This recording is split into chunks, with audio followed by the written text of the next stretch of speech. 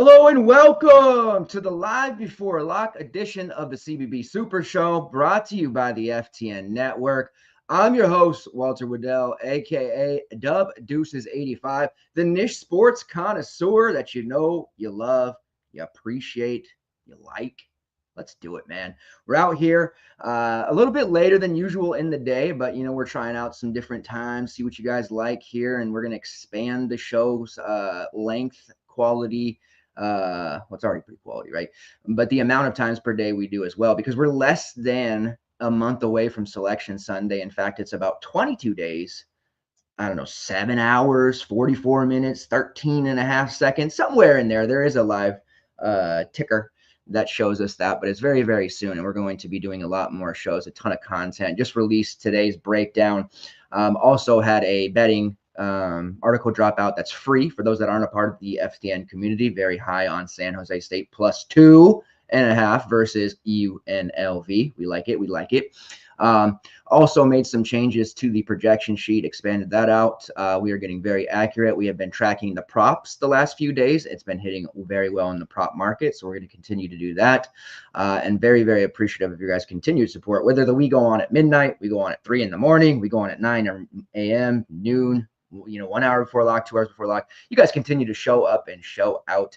I do appreciate that. I will ask for one more favor if you can. If you're watching on YouTube, please make sure you hit that like button. All of those likes, interactions, comments, questions, concerns, everything, reposts, retweets, shares, help with so much. The algorithm-based world that we live in, all of those interactions help our show, and people type in things like CBB, March Madness, whatever it might be. Maybe they're looking for the old Super Mario Brothers Super Show from back in the 80s. You type in something like Super Show, will pop up. If you're watching on Twitter/X, that's cool. I like it. I don't mind one bit. You watch us wherever you can. If you don't mind hopping onto YouTube from there as well, just to drop that like, that helps a tremendous amount. If you're new to the show, and there has been several new viewers and new community members who have joined us recently, which I appreciate, we are going to break down the main slate from DraftKings going game by game. There is a 7-game main slate. It's a little small for my taste, but it's at least not a 2 or 3 game slate, right? We also have a 9-game night slate. We're not going to be covering that in full like we will the main. There is still coverage, so if you're a member of the FTN community, you will get projection sheets for both of those slates, of course.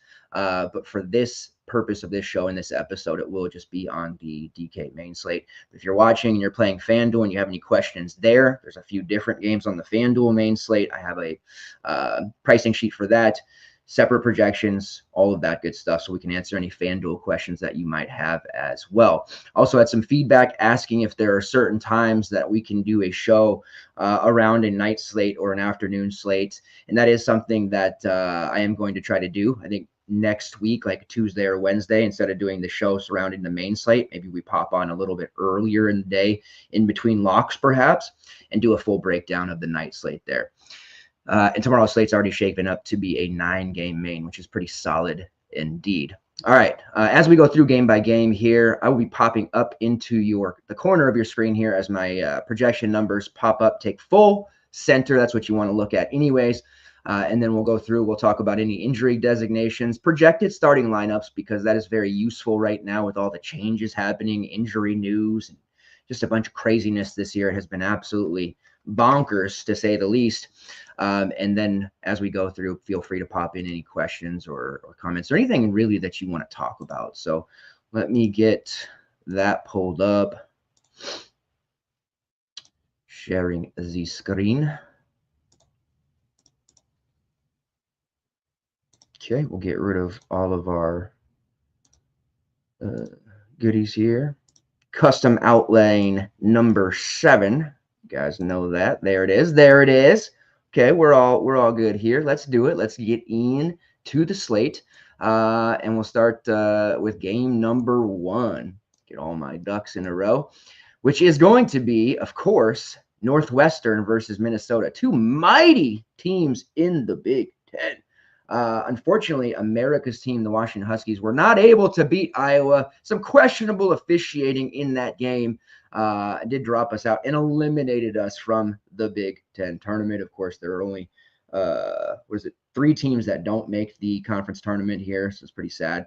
Maybe we'll make the Crown tournament, which is for teams that don't make the NCAA or the NIT, which includes Big 12, Big East, and Big 10 teams. We're probably not going to make any of those, but we'll see. Maybe it's a damn shame to not see great Osibor playing some extra basketball at the end of the season. So fingers crossed there.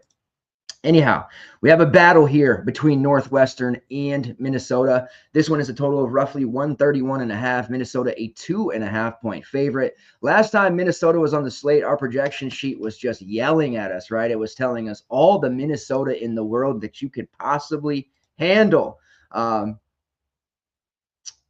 me get the right. Okay, let me get these on here. And it's a situation where I don't want to do that again. We know it from multiple times that Minnesota has let us down this season alone, right? And regardless of how they project, we just want to be extremely cautious. This is not a team that has done us many favors this season whatsoever. I feel like I'm on the wrong screen. Okay, no, we're on the right screen. Sorry, I have way too many windows open.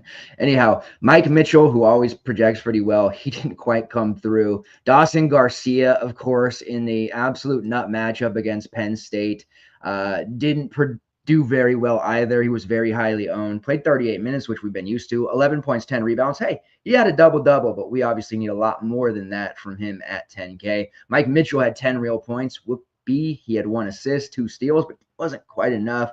Luke Patterson fouled out. He had a rough time going out there. Femi Udokale fouled out. It was just a disaster zone for the most part. But we did hit on Yannick Conan-Niederhauser, who absolutely detonated. Remember, we said if he can stay on the floor, he's absolutely going to smash. These opposing front court players have done very well against Minnesota. Don't know that I love Northwestern against them, but there's definitely some players that we can absolutely consider.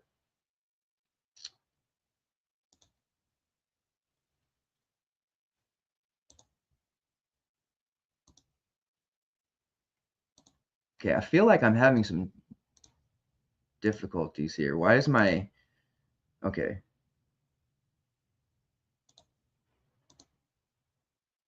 Let's close this one. I think we're on... Sorry, I have multiple windows, and I'm pretty sure that we're on the wrong one.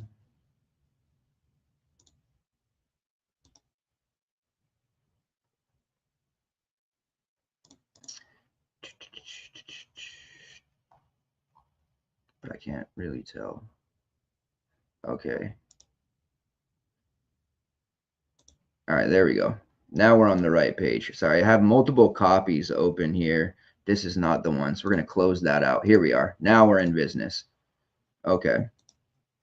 Sorry about that, guys. I don't know how you guys do your research and everything, but I have like 15 million windows open, and I have 2 that are named the same thing. So here we go. Now we're in business. All right. Apologies. We'll get it going here. It's a 7-game slate. Let's do this. Hope I didn't mess any of my individual numbers up. All right, there we go. Projected starting lineups for Northwestern: Nick Martinelli, Ty Berry, Justin Mullins, Matthew Nicholson, and Jordan Clayton. More about that in a second. Minnesota: Mike Mitchell, Femi Udokale, Parker Fox, Lukai Patterson, and Dawson Garcia. Injury designations, Brooke Barnheiser and Jalen Leach are out. As far as Northwestern starters go, they're going to continue to go to Jordan Clayton. But what's interesting here is we've seen more recently of the freshman KJ Wyndham, who's down there at 4'3", a very intriguing GPP look. He has played 28-plus minutes in 2 of his last 3 games, has accordingly there scored over 20 fantasy points. Those minutes are not going to be super predictable because it is a lot to do with the foul trouble in front of him, but the overall ineffectiveness of Jordan Clayton, who sometimes is pretty solid out there and other times he isn't. Northwestern has a habitual fouls on the wing. We see their guards and wings foul almost as much as their bigs do, which is pretty interesting. And that's enabled Wyndham to play more. And you saw he fouled out in 19 minutes against Nebraska. Had he not fouled out, I think he would have played more. I think we're at a point in the season where we can expect Wyndham is going to play a minimum of 20 minutes or more. I can't really get behind using him as a main team look just yet. I do have him right around 23 minutes, as you can see here. Puts him around 3.5x. There's like less than 15 guys on this particular slate that project over 4x. So we do look at a pretty low scoring slate overall. So keep that in mind while you're building. You can kind of lower your expectations a little bit on certain players and how you're going to build your lineups, because I think 200 to 220 is going to get it done in terms of min cashing, and anything above that, you're going to be in a really solid position. So KJ Wyndham does make a lot of sense there in GPPs, especially. Little uncomfortable paying 6.9 for Ty Berry. Little uncomfortable paying these upper tier prices of nearly 10K for Nick Martinelli as well. And then we do still have somewhat of a value on Matthew Nicholson, who would be the DVP spot target against Minnesota here, but I am extremely worried about him and his foul rate. He does have a price increase to 5.6, so he's not under 5K anymore. So I'm a little bit leery one way or another. At 28 to 30 minutes, yes, he's going to make value. Is he going to get there? It's kind of in a Yannick Conan Niederhauser situation here, where we said, hey, if he gets those minutes, he's going to smash. What happened? He got those minutes. He put up 40. Now, I'm certainly not suggesting Nicholson's going to throw down a 40, but he will make over 4x value with 28 to 30 minutes. So a lot of that will be dependent upon if he can stay on the floor. Mike Mitchell still projects well at 5.3, typically does, but we know at this point he's just so reliant on that scoring ability. Certainly is playable. I'm not going to be stacking up Minnesota here. It was a reminder not to do that, but the slate and the context and the matchup against Penn State, it's hard not to use Dawson Garcia and one of his counterparts. Myself, I went Garcia and Mike Mitchell. Wasn't the best combination, but I think it was the right move ultimately. Dawson Garcia there at 10K. It's another slate where, honestly, I'm not crazy about the pay-ups. We do have Cooper Flagg on the slate now. Every time I'm like, we don't have Janai Broom. We don't have Cooper Flagg. Nice thing is we do have Cooper Flagg, but we have him in a major blowout situation. So the pay-ups above like 9.5, 9.7, not particularly that exciting to me. Norchad O'Meara is good, but 10.4 is a lot of money. Dawson Garcia at 10K. We know the struggles that can be. Nick Martinelli, to me, that just feels way overpriced. It's not overpriced because of what his role is without Brooke Barnheiser and Jalen Leach, but just the sticker shock of that price point for Martinelli, right? And then Cooper Flagg there at 11K at that price with a potential blowout. So he's fine if you want to use him. I do like Femi Odekale more so on FanDuel, where I do plan to use him there. Probably won't use him as much on DraftKings, but he's a very playable option. 6'4" if you're building more of a semi-balanced approach. He was in major foul trouble against Penn State, only played 21 minutes, but he threw up almost 26 fantasy points. Had he played what he's been seeing around 35 to 36 minutes, I think he would have put down a big slate breaker type game that we haven't really seen from him since his New Mexico State, maybe even his Seton Hall days. So I'm definitely on board with using Femi, but more of a FanDuel play for me than anything. And then you have those options, again, like Mike Mitchell. If you think there's going to be foul issues, you want to get a little bit crazy in GBPs. Isaac Asuma, the other freshman at 4.6, he makes a little bit of sense there as well. All right, let's move on to our next game here, which is going to be Duke versus Miami. It's a total of 150.5, so a pretty high total. Duke is a 22.5 point favorite, and we know we've been pretty good about fading Duke during their blowout games, which have been plentiful here lately. Now, they do have an implied total you can see of nearly 90, 86.5, so there's going to be points scored here, but I'm going to keep doing what I've been doing on Duke blowout slates. Taking Cooper Flagg's unders for his props, especially on points. The books are trying to get a little sly. They've been pricing him at 21.5, 22.5, which were easy unders in these situations. Now he's been like 17.5, 18.5, but still like his unders there, depending on what you can get it at. And overall, I think all of the Duke starters here are pretty much kind of out. I know it's Miami. Miami gives up a ton of fantasy points to multiple positions. They've essentially quit on their season, big coaching changes and everything. So I totally get the idea of using somebody from Duke. I think Con Knipple would be the one that I'd rely on the most. sitting there priced at 6.8. You can see he's pretty close to value, and same with Zion James at about 26 minutes. But those can fluctuate so much. If James, it gets way out of hand, he plays low 20s minutes. Con Knipple plays 25 minutes. Like, there's a lot of things here in the blowouts that could just really screw up everything. And you could see Hooper Flag, where I have him at about 28 minutes, and maybe that's being generous because he just played low 20s in their last blowout, right around 38 fantasy points, which is great for most players. 38, you love that. But at 11K, we obviously need more, projecting below 3.5. But this may end up being one of those raw point slates where, hell, if you can get him close to 40, that may be enough. But I'm unwilling to take that price with him. So I'm going to be taking the unders. Definitely feeling some Isaiah Evans. I've been a little hesitant to go there because I felt like, man, this is a little bit trappy. He's hitting these threes. It's a great score, but do we really think he's going to maintain this level of play? And yes, he has. Virginia absolutely blew their doors off. He played 22 minutes. He had a bunch of threes, 5 of 6, put up 27. Followed that up. They absolutely just murked Illinois at the Garden. 18 minutes there, got a bunch of garbage time, but hit 3 more threes, 17 points, 2 rebounds, 2 assists, another 20. So 24 and 27 fantasy points over his last 2. I'm very sketched out about this one. He does come with guard forward eligibility now, which is different. I don't believe we had that option last slate or any other point of Duke slates here. And he's priced up to 4.2, where he can do some serious damage to your lineup if he only comes out at 10 minutes and misses all of his threes and shoots 0 for 4 like he did against Cal, which was a blowout. He played 18 minutes, but he could not make any shots. So there's risk here. I want to be clear about that. But Miami, this is a very good spot here. I hate the idea of chasing Isaiah Evans here. But he coming with that guard forward eligibility, I can put him in a variety of different spots and different lineups. So I am finding myself with more Isaiah Evans than I really planned to when I woke up this morning, and even looking at the slate last night in the first look. But we definitely have to consider him, especially the fact that Malik Brown is out. That shifts things around a little bit. Mason Gillis going to play some time, Caleb Foster, Patrick Mbangwa, but that second and third unit's going to need a scorer. When you look at those various options, Gillis, Foster, just inconsistent scoring. Isaiah Evans is shooting with a lot of confidence. He would be starting on a big portion of programs here if he wasn't at Duke. And hell, he'd probably be starting at just about every other ACC program, maybe outside of Clemson as well. So that's big sign of respect for Isaiah Evans.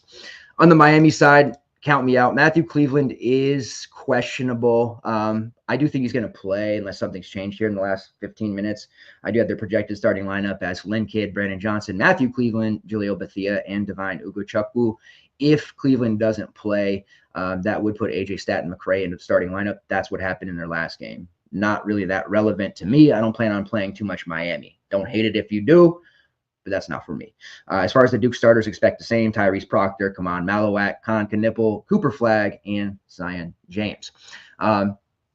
Overall, I think you can use Con Knipple or Isaiah Evans in your main and everybody else in this game. Basically a GPP look at best.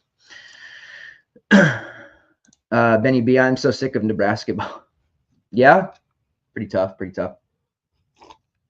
Weird game yesterday, man. That, like, Bryce Williams just absolutely going ham, and then you look at it and it's like, wow, he's just outscoring the rest of his team, which I don't know if you guys saw last night, but there was the kid on Houston Christian who scored 41 points last night against SF Austin.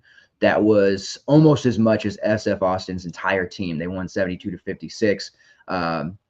That was a pretty fun performance there. Houston Christian, of course, not a very good team at all, but Bryson Dawkins, an amazing scorer, only a junior, so look for him to hit the portal there, but that was a pretty fun game there. But yeah, Bryson Williams, that's tough season there. At least we don't have to worry about them right now.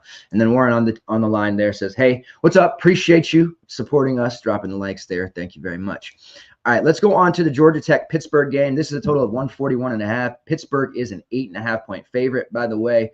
I don't know if I'm feeling under the weather. My kids just, once you get everybody in your household feeling good, then the next kid is sick again.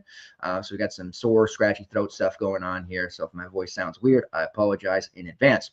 All right, the projected starting lineups here. And of course, every Georgia Tech slate, which we haven't got that many lately, it feels like, but every time we do, half the team, 70% of the team, 80% of the team is out. And that's going to be the case here again tonight. So here's where it stands right now. Lance Terry, Nathan George, Bayandongo, Duncan Powell, and Ibrahim Sore. That's who we're figuring is the starting five.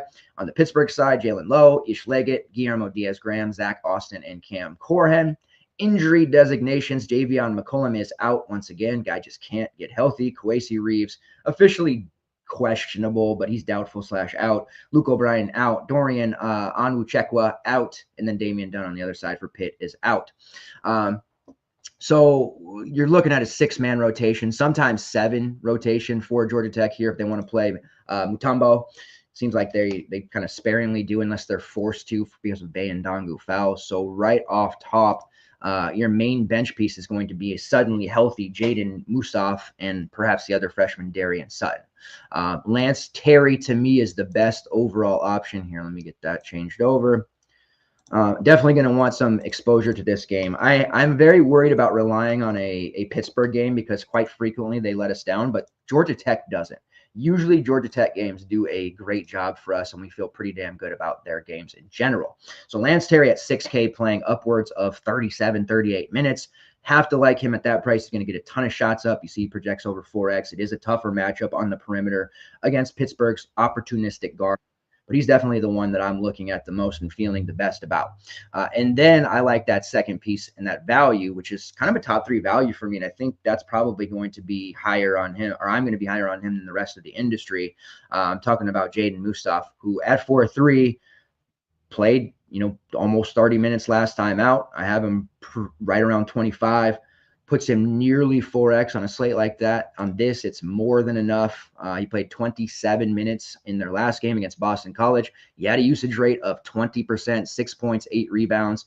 Pretty solid. He did have 4 fouls, but I would expect him to play close to 30 minutes here, regardless of how this one pans out. And I do foresee some foul trouble for the other Georgia Tech players, especially somebody like Bayandongo.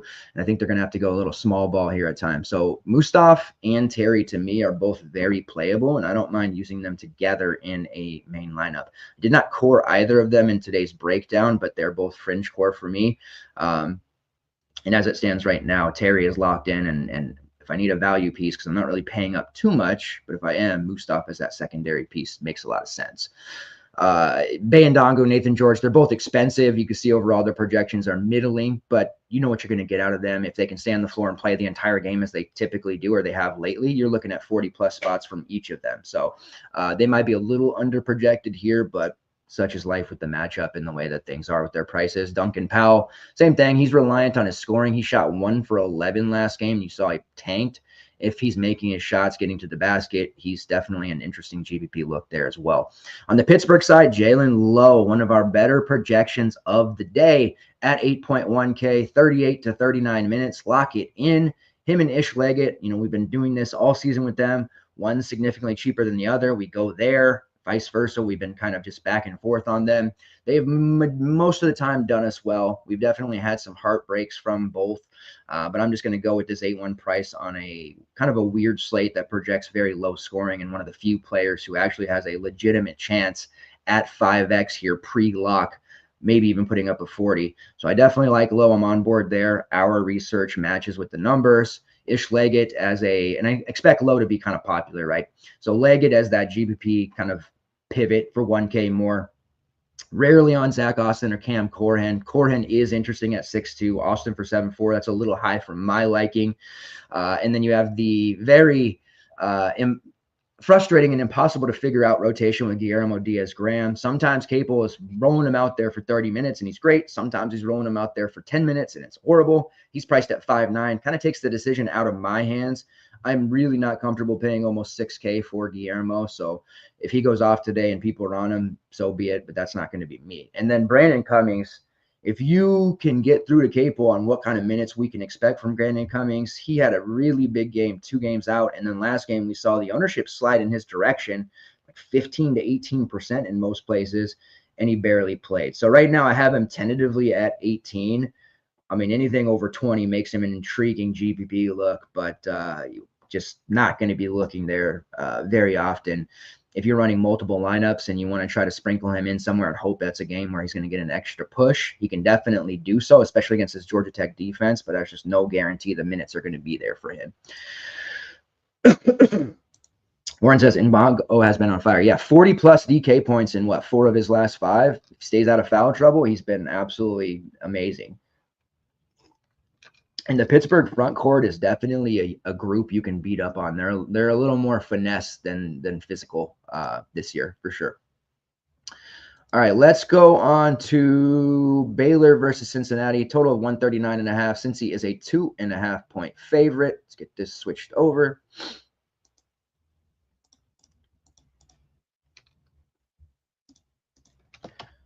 And this is a game that we're going to want plenty of exposure to as well, whether that's one player that we just rock in every lineup or sprinkle it around.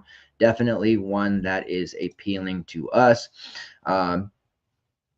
The implieds aren't particularly great, but this is one that has like semi-overtime potential written all over it.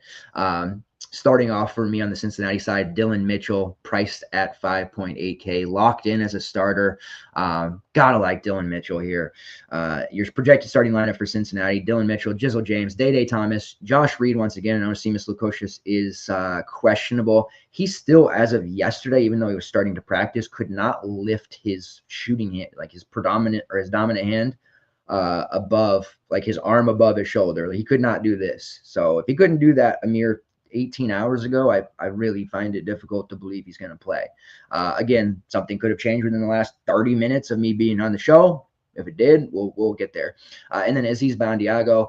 Baylor side, we can expect it to be Rob Wright, Norchad Omier, VJ Edgecombe, and Langston Love. And then it's looking like Jalen Celestine. Jaden Nunn is questionable. Just the injury designations for Baylor just continue to stack up. So we have Seamus Lukosius, who I have marked as doubtful at the moment, Jaden Nunn as a game-time decision, and then, of course, Josh Ojiawuno as out for the year. So we have some value we can consider. You know, Celestine's going to have to play a lot. As soon as Ojiawuno went down, we said, like, what are they going to do at the 5? They're going to move Norchad there. What are they going to do at the 4? Celestine, height-wise, is technically the next tallest person on the roster when you're not considering like Jason Asamoto, who is really, really raw and can barely play any minutes at all. Like Celestine's just going to get bodied down there on any physical 4. And then we saw Jeremy Roach, who is the best Baylor play on the day. Very cheap. And coming off the bench playing, anywhere from 25 to even 30 minutes there, potentially, depending on how the foul situation goes for others. Only 4.2K. Now, he still doesn't project like super well, but he is pretty close, 3.9X, right around 28, 29 minutes, 3.84X. He's close enough at that price, and there's upside for more. And we saw that when he scored over 20 fantasy points. He's clearly going to give them more. Even if Jaden Nunn plays, he's going to give them more. And we all thought Roach was going to be much better, a much bigger piece here after transferring over from Duke. It hasn't quite worked out that way, but I do still trust him to a degree. So he's certainly in play at that price. As far as the rest of Baylor goes, they're all pretty much GPP looks here, since he tends to be in low-scoring games. We know that. But on that Cincinnati side, I mentioned Dylan Mitchell, only 5'8". Give me all the Dylan Mitchell here. He's had some really big games throughout the season. I think people have kind of slept on him a little bit because the Bearcats have gone through a little bit of a sleepy season here. And he's had some pretty down games. He's been under 20 fantasy points in 4 of his last 5. He did score 12 points, 13 rebounds in that DCCU game. Really solid. Only took 5 shots there. Shows how efficient he was. Really like him here against what's going to amount to an undersized Baylor front court. He should be able to pull down another 10-plus rebounds with relative ease. And this is a game where he's working on offense and making things happen. He could have a big score very quickly. I do expect him to be relatively highly owned too at this 5'8" price, and a decent projection system is going to list him very high. You can see, as far as the X value goes, 4.74. The highest projected player on the slate is Dylan Mitchell. I think most people that play every day will see that as well. So I'm not telling you anything that you're not going to already know regarding Dylan Mitchell. You also have Dan Skillings, who's been playing consistently off the bench 20 to 22 minutes. He's doing enough there. He's been hitting around 18 to 19 fantasy points with consistency here lately. So without Seamus, we could definitely look to Dan Skillings there. Not sure I want to necessarily stack Cincinnati up. I don't know if there's enough upside there for that, but in lineups that you are fading a more chalky Dylan Mitchell, going to Dan Skillings could make some sense there. Jizzle James is priced up at 7.5. We've seen him be pretty highly owned, and we've seen Day Thomas has some pretty big games as well. Both interesting looks for tournament plays. And then Aziz Bandiago, who's there at 6K. Doesn't project as well as Dylan Mitchell, but for the very same reason, he could get a ton of rebounds as well. He's a physical front court option. Fouls are his main problem, but he'll be the one having to deal with Norchad. So Mitchell has the Celestine matchup, or at least on paper, and possibly the freshman Asamada at times.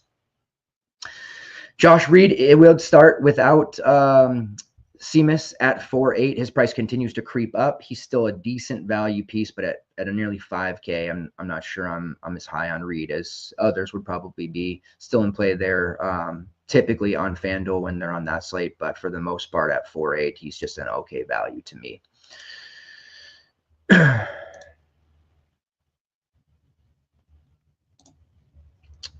All right. Providence versus Marquette. This is a total of 149.5. Marquette 13.5 point favorites. There is designations here. The Providence is starting to clean it up, though. We're seeing more players get off the injury report, so that's a good thing.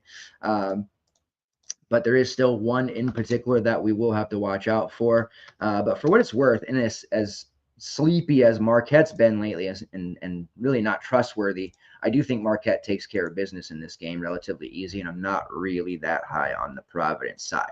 As it stands, our projected starting lineup for them: Bensley Joseph, Rich Barron, Jaden Pierre, Justin Fernandez, and Oswin Ernhunwinsi, who I still really like. Off the bench, Ryan Mila. So if you like him, don't worry, he's still getting plenty of minutes off the bench. And then for Marquette, Cam Jones, Stevie Mitchell, David Joplin, Ben Gold, and Chase Ross. Now, Marquette got absolutely handled in their last game against a team in Villanova that's suddenly risen from the dead, basically, and is playing really good at basketball at the moment, and they're not an easy out by any means.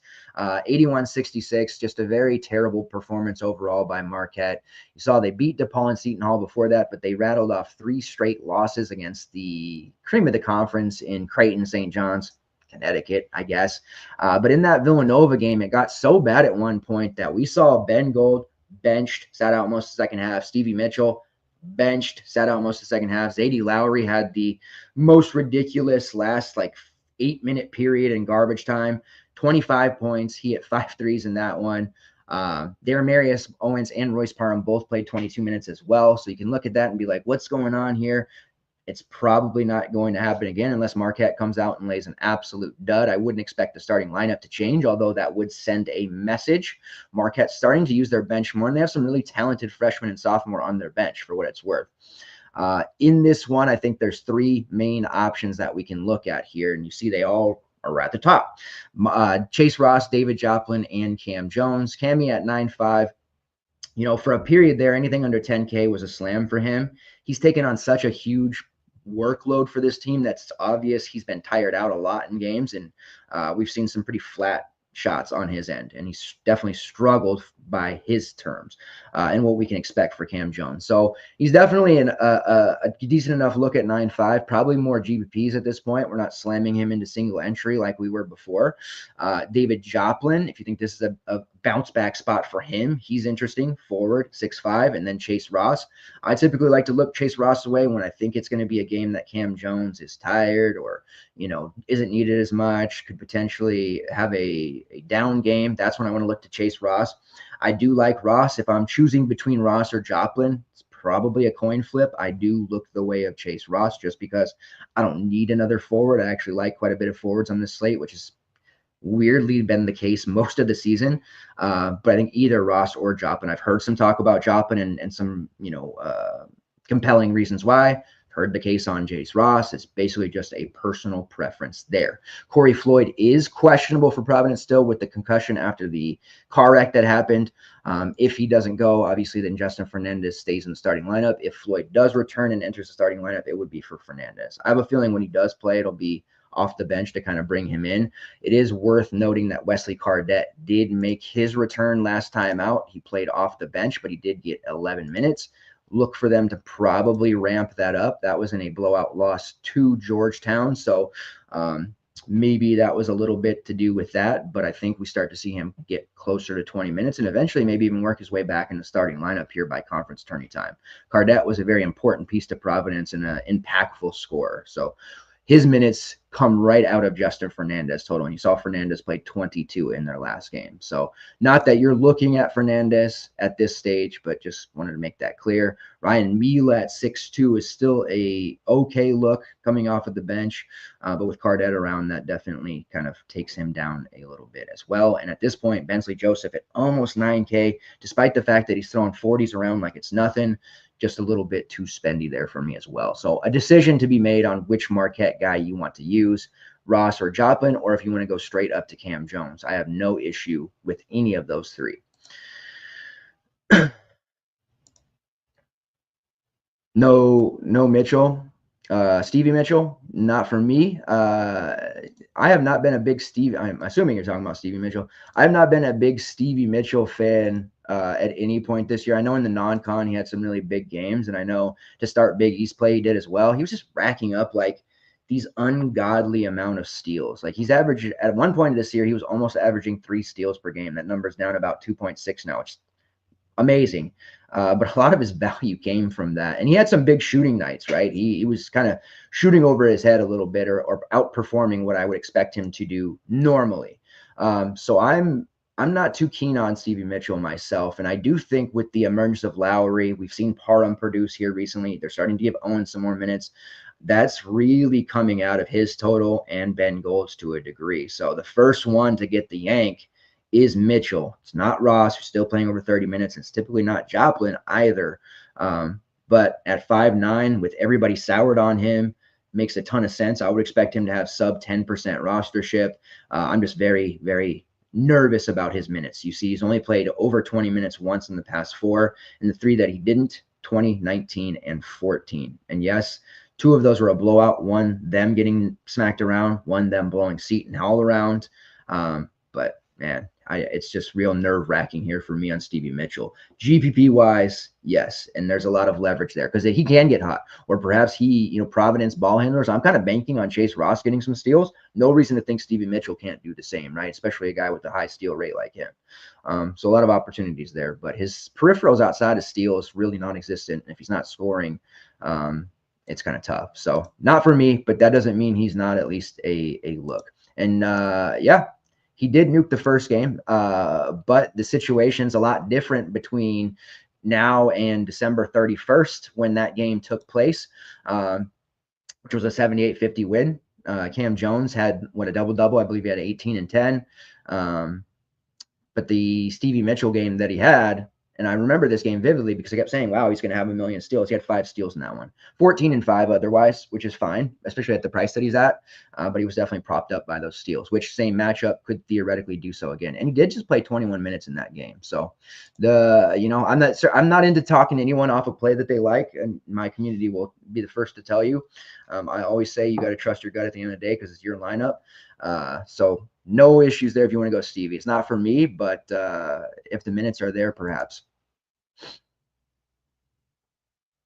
Tubby says, not trying to promote anything, but I've found some of the softest props over on Drafters. To check it out. I have not played on that one. I have some of where I am located. Sometimes I don't have access to some of those. So I'll have to check it out, though. Good call. All right, Florida versus Georgia, total of 148.5. Florida is a 6.5-point favorite. Projected starting lineups here: Walter Clayton, Thomas Hott, Elijah Martin, Will Richard, and Ruben Chinyello. On the Georgia side, Blue Kane, Silas Demery, Asa Newell, RJ Godfrey, and Dylan James, who has been starting, and he's been playing well.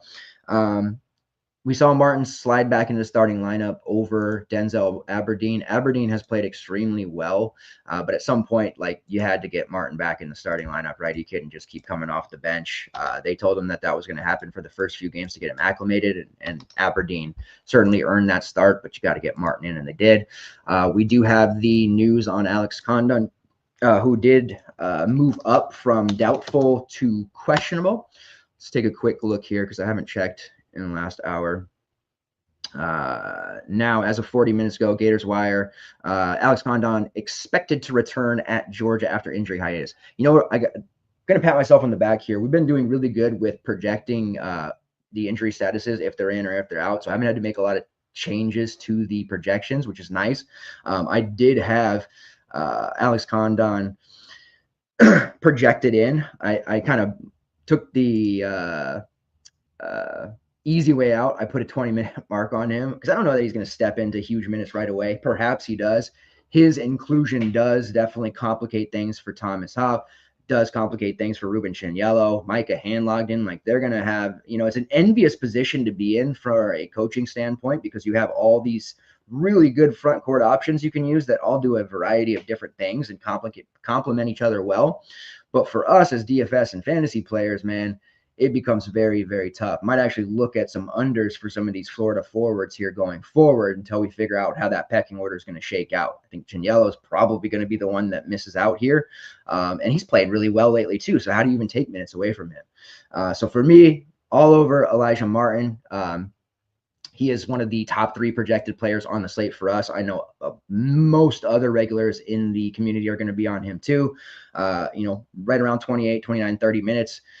Definitely solid. He's priced at 6.3. I like him on both sites where he's just under 7K on FanDuel as well. The matchup against Georgia on paper isn't great. Georgia's held their own and they've made games ugly, but I just got to go where a slate like this, where it's pretty ugly, low scoring, Elijah Martin should be able to give us a pretty big over 4X number that I feel pretty confident in. Walter Clayton's expensive. Condon's obviously expensive. Like everybody else on Florida is pretty spendy. We did see Will Rashad lose a little bit of minutes last game there with Aberdeen still playing over 20. I think he might be the big loser here as well, with Condon returning. I don't know what kind of double big lineups we may see again. They did run those with Chinyello and Condon before, but Richard's probably going to miss out on some minutes here as well because I don't think Clayton and Martin are going to necessarily be affected by Condon unless they're going to run some gigantor lineups, which against Georgia, they have some size. Perhaps we see that. So it'll be interesting. I'm going to be watching this game tonight from start to finish to see how that rotation shakes out here. But overall, Elijah Martin, very easy play that I'm going to be all over. As far as the community favorite and all of DFS favorite, Thomas Hoff at 8K, that price is going to have to be, we're going to have to, before we roster him again, we're going to have to see that either go down or see if he's going to continue to play 30-plus minutes. So everything else is complicated here. For me, it's Elijah Martin. And GPP-wise, I would take some Asa Newell, who still projects pretty damn well at the 8.2 price because of his fantastic rates. But it is a very difficult matchup for him on paper against Florida. And I'm very scared of Florida. I'm feeling pretty damn good. I've got a future on Florida that pays a pretty hefty amount.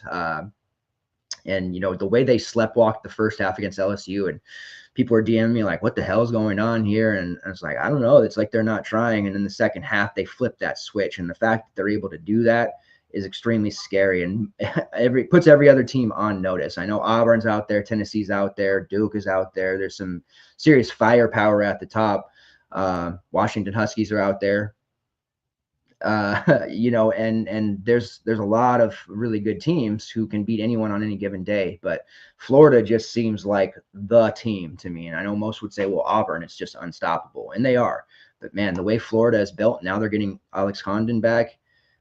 I don't know how many teams I could realistically pick over them right now, honestly. And obviously they beat Auburn 90-81 in their last matchup. After Georgia, they got a Texas A&M game, and then they play Bama on next Wednesday, and then they finish up with Ole Miss. So a pretty favorable schedule. I don't think they're going to have more than 4 losses. If they do lose a game between now and then, and it could be to Bama, which is a road game. But overall, I do really like this Florida team, and I feel pretty damn good about having my future. So I'm not trying to just throw it out there like, look at me, but I do feel good about them. All right, let's move on here. Oh, and then on the Georgia side, Tyron Lawrence is questionable. I think he's going to play, so I do have him tentatively penciled in for 15 to 16 minutes. He hasn't been starting anyway, so even if he does play, expect Dylan James to get the start. All right, last game on the slate here is Iowa State versus Oklahoma State, and this is where even more injury designations go. Now, the nice thing about this, though, is of the 7 gamer, 6 of these games all lock at the same time. So we're going to be able to kind of switch gears. Obviously, we'll be able to focus in on that news for Iowa State, but we'll be able to switch gears and turn our attention to night slate That sheet is already ready anyways, but I'll be able to do a once over of the news on that one and go through and kind of focus on that while we're waiting. The multi-game 5+ locking at the same time can be arduous, especially when there's injury news, but ultimately I think it's going to be a good thing for us. So we'll be able to wait and see, because the injury tags on Iowa State are not so simple, because once again, they're playing with potentially out the services of Curtis Jones and Keshawn Gilbert. Now, the nice thing is Curtis Jones and Keshawn Gilbert traveled with the team. Last time out, when Iowa State played at Houston, Jones did not travel. He was too sick, just ended up not going. So that was a moot point there, and then Gilbert decided not to play. So the fact that they traveled kind of tells me they're probably going to play. But then I kind of turn the page here and say to you and challenge you, how many minutes do they actually need to play? Obviously, the Houston game was like, man, they're probably going to lose, especially without their two of their top three. They ended up very competitive, so kudos to Iowa State. But how much do they actually need to have those guys' services against Oklahoma State? You know, it's a sickness for Jones, so I don't think that he's going to be missing too much time. You do want to get that muscle strain, shoulder, whatever is going on for Gilbert, as much, time to rest as possible. So I do have both projected as in at the moment, but it wouldn't surprise me one bit if Gilbert didn't play and Jones did. It's kind of how I'm foreseeing it right now. So that would still put Nate Heisey in play, who played with 31 minutes last time, produced quite well. We saw Demarion Watson play, about 18, 19 minutes. And then we didn't see, it's kind of a surprise for me, and I think because the game ended up being much closer than we all thought.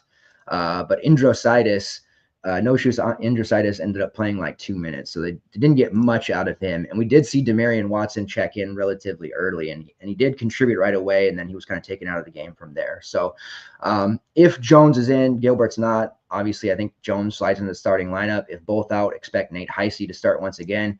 He is priced there at 4.5, so he would be a popular value once again. Not as hot on him as I was last time, even though it's an easier matchup, because of the price at 4.5, but Oklahoma State is just such a fantasy funnel to every position. Anybody playing significant minutes here tonight for the Cyclones should be able to make value, or at least get pretty damn close. Deshaun Jackson at 4.6. He's a value that people rarely talk about. It's because he's stuck in the 19 to 20 minute range, but barring fouls, he should absolutely have his way. Still really like Josh Jefferson. I feel like Jefferson's just not getting love in this industry. He's low owned every single slate. Yes, he's priced at 8.6, but shit, he was almost at 10K at one point. And who on Oklahoma State's front court is going to be able to slow him down? Abu Usman is going to get into foul trouble. That's pretty much a guarantee. After that, Jennings is going to foul. Like Marcellus Avery, who we love, he's more of a outside type of forward. There's just not anybody that's going to be able to body up on Jackson and Jefferson both. So one of those guys is going to just absolutely go nuts. The discount on Jackson is appealing, but you know what? We have some money to spend if we're not spending up top with Cooper Flagg. And I think Josh Jefferson is actually a very good way to spend that money. And even more so if Gilbert and Jones can't go once again, right? And if they do play, that means Jefferson's going to be even lower owned, but I wouldn't be so quick to fade him. I still think he's absolutely a great play tonight. And at 30 minutes, he's pretty much at value.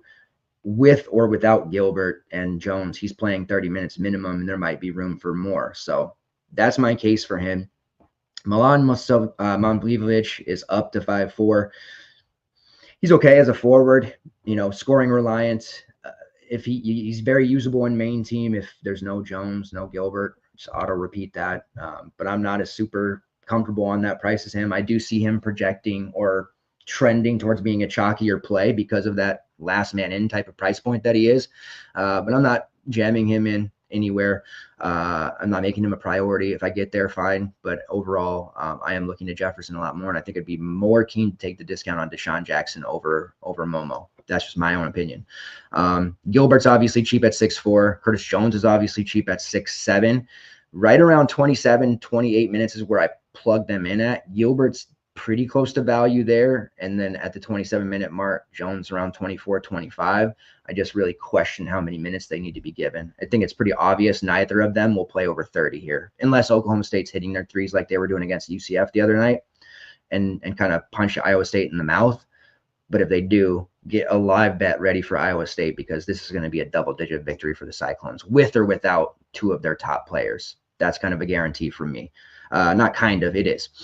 As far as the rest of Oklahoma State goes, their deep rotation, we know that. Jamyron Keller at 4-2. To me, he's the most playable because of that cheap price. He does chuck when he's in there. Marcellus Avery's price is continuing to tumble down there. There may be some opportunities to roster him in the near future, but for the most part, not really needing to play too much Oklahoma State here in this spot. Ugly slate. We're already looking at some pretty low scoring, or at least we think it's going to be low scoring. So why take any Oklahoma State guys who are just going to be very hard pressed to make value? Abu Usman, because of his rates, does project the best right around 23 minutes, because I'm predicting foul trouble for him. But if he does play for 30 minutes, he should be able to get there against this Iowa State team, regardless of how good they are on defense. But I just don't see him surviving the foul issues there. He is a very tough one to watch. And I almost feel like, if somebody made you pick and gave you bet your house on the line for Abu to get into foul trouble or not, like, you're going to pick for him to get into foul trouble more often than not, especially against this front court of Iowa State. All right, so that is the main. So if it shakes out that way and Gilbert does play, your projected starting lineup, let's go through that real quick. Gilbert, Momo, Deshaun Jackson, Josh Jefferson, Tamin Lipsey. If no Gilbert, then just slide Nate Heisey in there. On the Oklahoma State side, I know they've shuffled around a bit, but they have settled in on a starting lineup, which is Usman, Bryce Thompson, Arturo Dean, Robert Jennings, and Jamyron Keller. So course for me, let me get these games back loaded. Course for me on FanDuel, Dylan Mitchell, which I really like pretty much everywhere. Kashawn Murphy, DVP time. They're playing Alabama. Last time out, he had about 33 fantasy points. And then Elijah Martin, who is cheap on both sides. And then on the DraftKings side, Dylan Mitchell and Elijah Martin, both back on them. Again, both sides. And then Jalen Lowe, just a good way to spend that money. Prize picks, I believe these are the same. They were as of an hour ago. I went through and ran some prop numbers and found these and got these on pretty much every book I could. Igor Milicic over 9.5 points. We have him at about nearly 12. Luke Kearney over 0.5 assists. He has at least one assist in 8 straight. It's for Air Force, not in the slate, but that's just one that stuck out. You do want to parlay that with something if you're going to do it on FanDuel or Caesars, because it is like minus 200, but it's just a very simple one. And then Stevie Mitchell under 3.5 rebounds. That one is widely available pretty much everywhere right now. Now it's about minus 130 when I saw it last. And then as far as best bets go, San Jose State plus 2.5 versus UNLV. That's our bet of the day. So get that in if you can. SDSU minus 2.5 versus New Mexico. We're on this Mountain West kick here lately. And then Appalachian State minus 1.5 versus Georgia Southern. Those are our 3 best bets. All right, let's get these back added here right quick, and you can look at it. And then I'll, while you're looking at the board, I'll kind of ramble off a few plays on the night slate there to get you guys acclimated and good to go.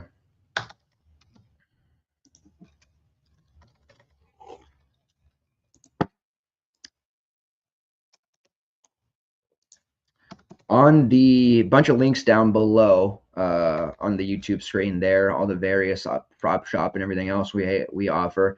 At the very bottom is the FTN pricing page. Encourage you to check that out. There is promo codes happening all the time. Perhaps something coming down the pipeline. We'll see. But that'll show you what we offer in terms of Dynasty, season-long, DFS, and betting. The Plus package, which is everything, and then you can see your different options from there. Definitely worth checking out. We have had several new community members from the show alone, which I'm very excited about, and they're already having success. So just something to consider and think about there. All right. One more.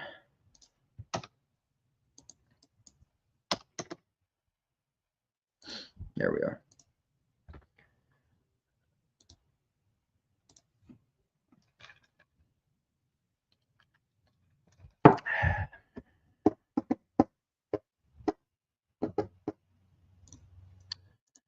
All right, so we'll leave that up to look at there, and you can see there's not a ton that project at the traditional value. So this is why we think it's going to be a lower scoring slate, but there are a ton that are just under. And, several of those are going to go way over. Several of them are going to go way under. This is one of those slates where I think a mistake won't be punished as hard. So if you brick out on one play, you're not quite dead here, as we've seen on some of the higher scoring slates. Mistake forgiveness policy, as we call it. But yeah, if you mostly avoid landmines more here, I think you'll just kind of coast into a cash, and anything above that will be a profitable day. So expect Mitchell, Lowe, and Martin to be pretty high owned across the board on DraftKings. All right, as the night slate goes, we have the two Gonzaga versus Santa Clara and New Mexico versus SDSU games late. The rest of the the first 9 games, they're all lock at the 6 p.m/9 p.m. hour. The news there for SDSU, Magoon Gwath, dealing with a knee injury that cost him the rest of Utah State game. Probably won't be in. There is a value to look at there, which is Taj Dugerville. They're at 4-3. He is a wing for them. He did play 28 minutes against Utah State after Magoon Gwath had gone out. So he is the value piece that I am favoring the most there. You also have Illinois playing Iowa. We know Iowa can't defend. Kamari McGee told us. Trey White, I know clicking his name in sometimes can be a bit of a struggle, but he is only 4-9 after he had over 20 fantasy points last time out against Duke. Has a favorable matchup against Iowa, playing mid-20s minutes at minimum. Definitely on board there. Still a value piece. And then the other value I like is Trent Pierce for Missouri. Guard forward eligibility at 4-6. His minutes are sporadic, man. For a while as a starter, playing 20-plus minutes. Then he was barely playing at all. Still starting. Played 28 huge minutes against Bama. Went off. They won that game, and he was a big part of that. 8-6-5 with 2 steals. Just a very complete game.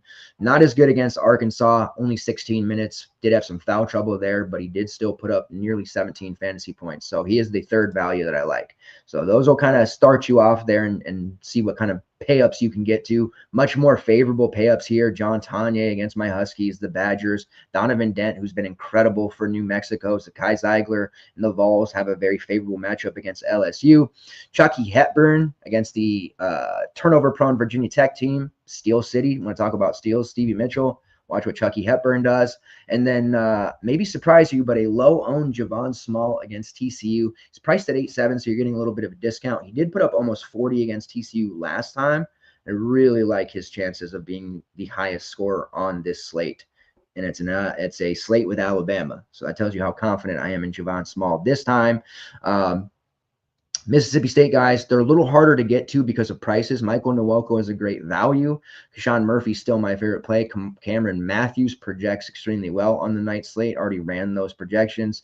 And on the Bama side, Aiden Holloway versus LeBaron Philon. Picking between those two is pretty tough. One of them will have a good game. Mark Sears, a great pay up as well. And then the Tennessee side, Igor Milicic at 6-1 on FanDuel, auto lock button, but 6-8 on DraftKings. He's also a very strong play there. So I want exposure to Tennessee. I want some exposure to the Wisconsin-Washington game. Obviously, the Illinois guys against Iowa. And then we have that piece there in the SDSU game with Taj Dugerville. And then my posh play of the day is going to be Frank Kepnong. Kep came through in a big way. That Iowa game, man, we got boned by the refs. Excuse my French. We got boned by the refs at home against Rutgers. Then we got boned by the refs on the road against Iowa. Frank Kepnong has been great, though. 27-plus fantasy points in 2 of his last 3. He is a very strong presence when healthy. He threw down a dunk on Riley Mulvey that ended up being an offensive foul, but the bench and the crowd still got way into it, even though it didn't count. He absolutely murdered and took the soul of Riley Mulvey. If he stays out of foul trouble, he's only 5K. Yes, it's a scary road matchup, but he's going to be like 2% owned like he was last slate, and he has major upside. Frankie Kepnong as the #1 Husky play on that night slate and your official posh play of the day. Night slate edition. All right, Jason, appreciate you, man. Thanks for stopping by. And then Craig, top value. It's pretty tough, right? It's feeling like a mid-range type of build. honestly, the top value for me, probably like, it's going to be a little off the wall here, Jaden Mustaf for Georgia Tech, who I just think is way too talented of a player to be that cheap, especially if he's healthy now. Some may say Josh Reed, but for me, it's going to be between Jaden Mustaf and Isaiah Evans of Duke, who I'm not that confident or comfortable with, but man, the minutes have been there. The blowout is exactly the same. So I think it's going to be one of those two. But for safety purposes, I think Jaden Mustafa is getting overlooked by the industry. So that is my answer. If I have to ride in there with one value to make, 4X or more today on this slate, it would be Jaden Mustafa. And that's who I am going to hitch my wagon to, which also means I'm playing 2 Georgia Tech with Lance Terry, 1 Pittsburgh with Jalen Lowe, and have 3 players in that Georgia Tech Pittsburgh game. So fingers crossed that one goes into multiple overtimes, as Georgia Tech games have done for us in the past. That will be the show. I appreciate you guys, as always, on your way out the door. If you haven't done so already, please hit that like button for us. All those interactions and algorithm-based world that we live in, it's very helpful. We'll be back tomorrow earlier in the day, probably around 11:30 a.m. PST, breaking down the Wednesday main slate, which at this moment is a 9-gamer. Some pretty interesting matchups there. We'll be talking about the DFS slate. We'll also have some prop stuff to talk about, and of course, some best bets as well. Multifaceted here at FTN, multiple ways to find green screens and window trips. That's what we do. Thank you very, very much, everybody, for your continued support. See you guys tomorrow. Let's get it. See ya.